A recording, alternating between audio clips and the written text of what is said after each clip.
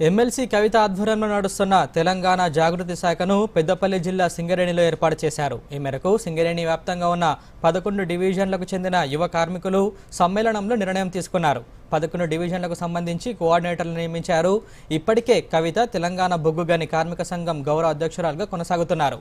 తాజాగా జాగృతి శాఖ ఏర్పాటు చేయడం చర్చనీయాంశంగా మారింది. సింగరేణిలో 18కి పైగా కార్మిక సంఘాలు ఉండగా జాగృతి శాఖ ఏర్పాటు చేయడం ద్వారా తమ ఉనికిని చాటుకునేందుకు ప్రయత్నాలు ప్రారంభించారు. ప్రధాన సమస్యలతో పాటు ప్రైవేటీకరణపై జాగృతి పోరాటం చేస్తుందని జాగృతి రాష్ట్ర కోఆర్డినేటర్ వెంకటేష్ తెలిపారు.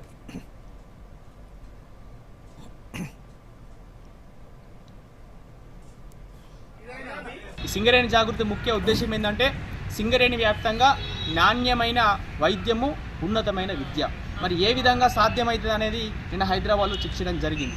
నాణ్యమైన విద్య మరి ఈరోజు సిఎండి గారు గౌరవనీయులు ఆర్జిటీలో ఏదైతే మనకు సిబిఎస్ఈ సిలబస్ ద్వారా పెట్టిరో దానికి మరి హర్షించదగిన విషయం. కానీ అన్ని ఏరియాలలో కూడా ఓపెన్ చేసి దానికి మరి మంచి క్వాలిటీ మనకు కేవీలో ఏదైతే ఏ విధంగా అయితే మంచి మంచి ఫ్యాకల్టీ ఉంటుందో ప్రతి ఒక్క ఫ్యాకల్టీ కూడా నాణ్యమైనగా ఇవ్వాలని చెప్పి తెలియజేసింది. అట్లాగే ఈరోజు మెడిసిన్స్కి సంబంధించి కూడా మరి సింగరేణి వ్యాప్తంగా కూడా నాణ్యమైన మెడిసిన్స్ ఇవ్వాలని, అట్లాగే ఈ రిఫరల్లకు సంబంధించి చాలా ఇబ్బందులు ఎదురవుతున్నాయి.